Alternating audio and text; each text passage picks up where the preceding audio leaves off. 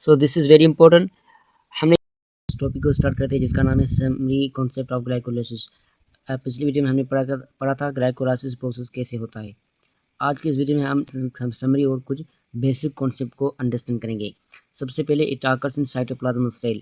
मैंने पिछली वीडियो में आपको ये नहीं बताया कि ये कहाँ होता है, इसका लोकेशन क्या होता है। सो ये साइटोप्लाज्म ऑफ द सेल्स में होता है। तो मेन प्रोडक्ट होता है वो होता है 2 पायरुवेट। ग्लूकोज एक 6 कार्बन का कंपाउंड होता है, वो कन्वर्ट होता है 2 मोलिकुलर पायरुवेट जो कि 3 कार्बन के कंपाउंड होते हैं।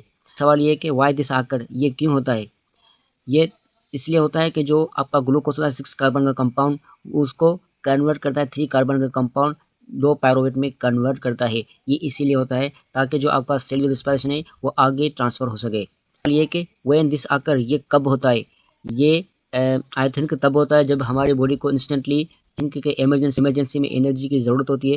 ये तब होता है, इसीलिए ये इमरजेंसी के वजह से ये ऑक्सीजन के प्रेजेंस या एब्सेंस में ही हो जाता है।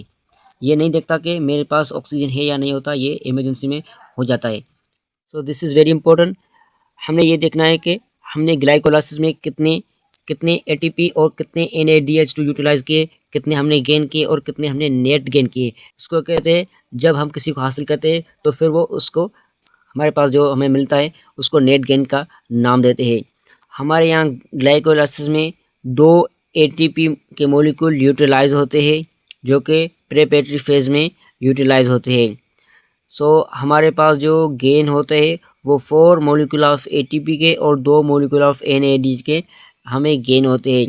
अगर नेट गेन की बात की जाए तो हमारे यहाँ 2 ATP के मॉलिक्यूल हमारे नेट गेन होते हैं ग्लाइकोलाइसिस में और 2 मॉलिक्यूल NADH के हमें नेट गेन होते हैं।